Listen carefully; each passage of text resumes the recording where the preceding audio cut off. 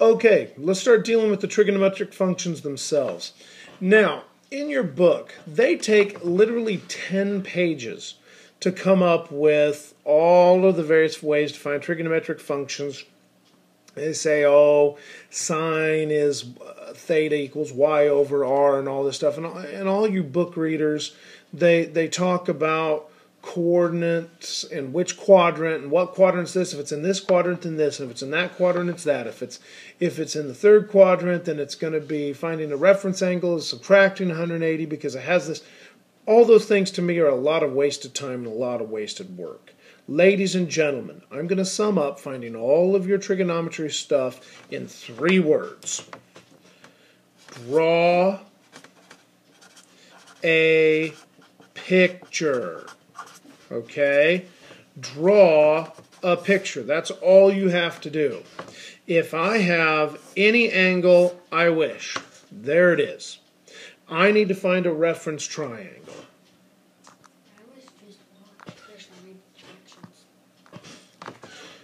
Now, if I have this picture right here, I obviously have an angle that's somewhere between 0 and 90 degrees, somewhere between 0 radians and pi over 2 radians. Okay?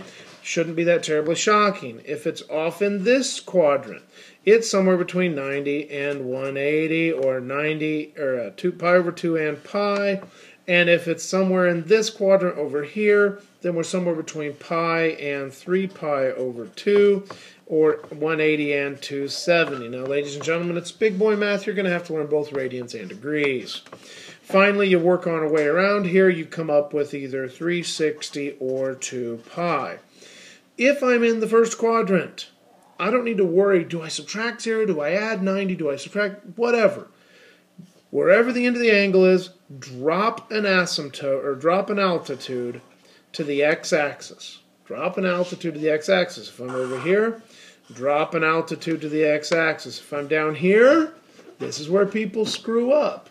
Don't go back this way. This is the y-axis. Go straight back up to the x-axis. If you happen to be over in this quadrant, then go straight back up to the x-axis. In this case, now you make nice, pretty right triangles, and these angles that we deal with are always going to be centered around 0. The reference angle is always going to be around the origin. It's never going to be this one. Don't use this one out here. Don't use that one out here. Don't use this one here or this one here. They're always around the 0. Now, let's say I have 45 degrees. Fine. Well, then I'm dealing with 45 degrees because the reference angle and the angle itself are exactly the same. The nice thing is I don't have to worry that, oh, x is the horizontal dimension and y is the vertical dimension, because I already know that opposite of 45 is 1 and adjacent to a 45 is 1. Now, it may or may not be 1. It may be 2 and 2, or 5 and 5, or 17 and 17. But the ratio between them is going to be 1 and 1. Now, if I have a radius, okay, if I have a hypotenuse, it's going to be root 2. We can call that the radius because if we were to make a circle all the way around and swing that angle around, you would have a radius of root 2. At this point, I can find sine of 45 equals 1 over root 2 because we're not rationalizing. Cosine 45, 1 over root 2. Tangent of 45, 1 over 1. Cosecant 45 is root 2 over 1. Secant of 45, root 2 over 1. And finally, cotangent of 45 equals 1 over 1. Now, once I know what the side ratios of the triangles are, I can go to it. Now, if I were over here, let's say I have 135 degrees.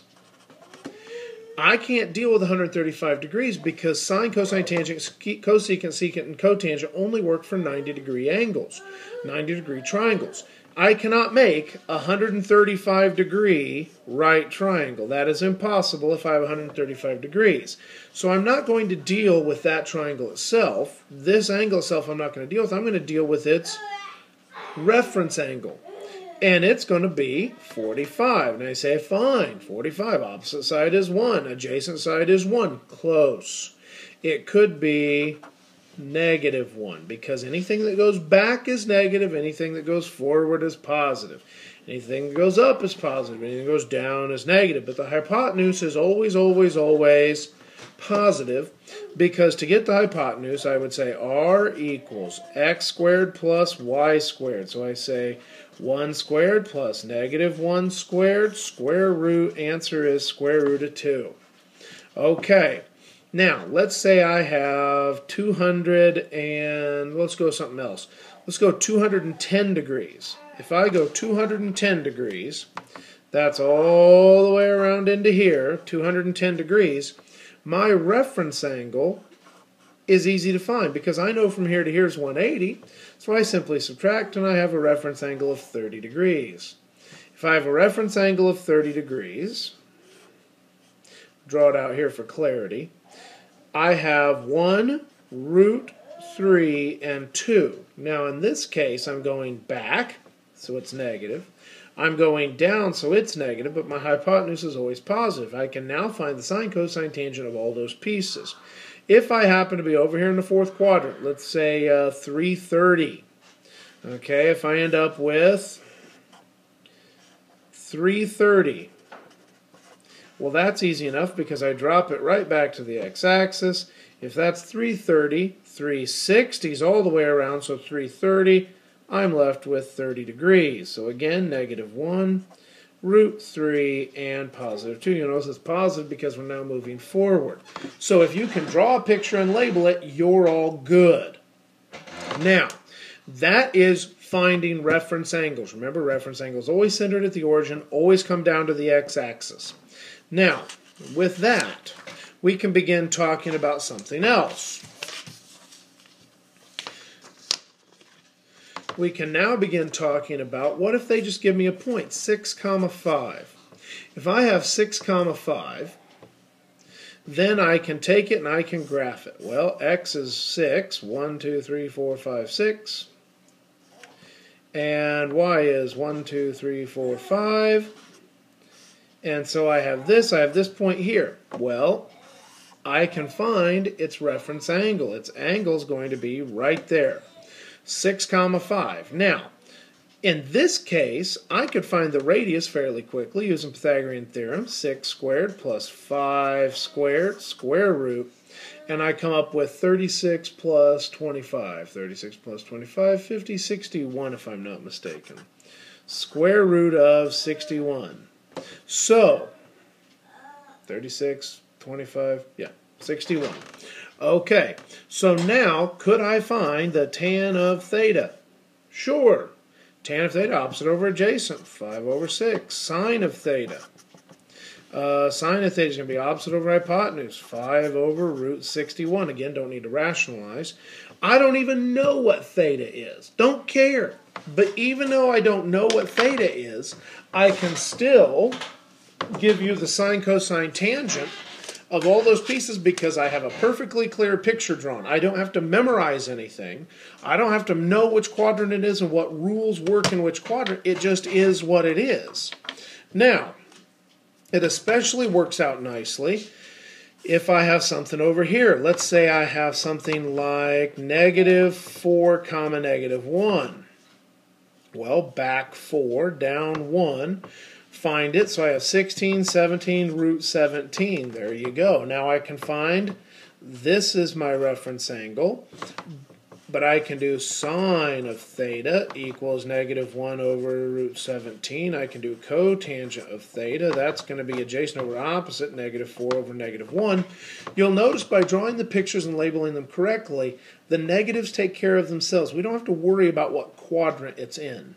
Now, if we wanted to actually find theta, okay, in either one of these cases, it's not that challenging.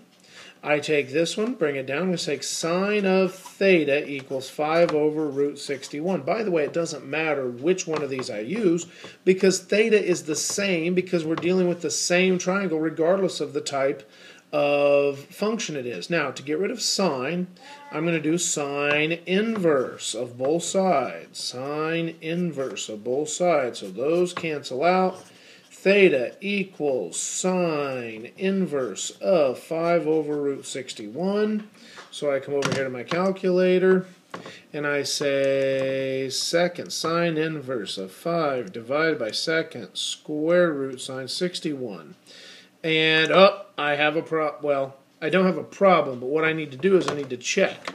That means I'm in radians. So in this case, second quit, I have 0.69 radians. Okay, 0.69 radians. Now, the problem is, let's go to degrees, and I'll show you what we have here. Second quit and second entry, same exact thing, but now it's going to give me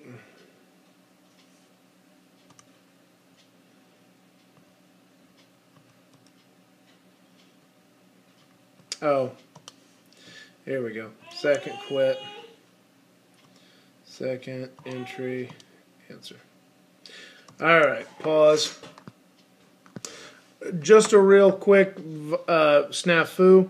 If we go to mode, go down to the second screen worth, it was set to auto fractions. It was making everything in fractions. Let's put it in automatic. Second quit, second entry, answer. Mode, normal, second quit, second entry, answer. There we go. 39.8 degrees. 39.8 degrees. So we have theta equals 39.8 degrees. Ladies and gentlemen, everything that I just stopped to show you was nothing but calculator setting issues, which is also why you should only be using your own calculator set up the way you're used to it, so that when it comes test day, instead of sharing everybody's calculators, you have your own set to the right thing and you won't make the mistakes. That, or at least be able to recognize when you've made one. Now, we also can see clearly that this one is 39.8 degrees. That makes perfect sense. I'm going to keep that answer. This other answer, however, let's find, we said sine of theta equals negative 1 over root 17. So, again, inverse sine, second sine, negative 1 divided by second root 17. In this case, it says I have negative 14 degrees. Well, negative 14 degrees doesn't make any sense. Negative 14 degrees would be over here. Well, if you'll notice, negative 14 works here, but that really means this is negative 14 degrees. That's 14 degrees, so if I simply add 180 to it, we say 14 plus 180, theta equals 194 degrees. All you have to do is use some common sense to say, hey, look, that's 14 degrees. Sure. Plus 180, 194. So instead of using rules of if it's in the third quadrant, then you add, okay, or if it's in the second quadrant, then you subtract, none of those things matter. All that really matters is that you can put it on your picture, label it, and put it where it needs to belong. Okay, so let's start there and see where we go from there.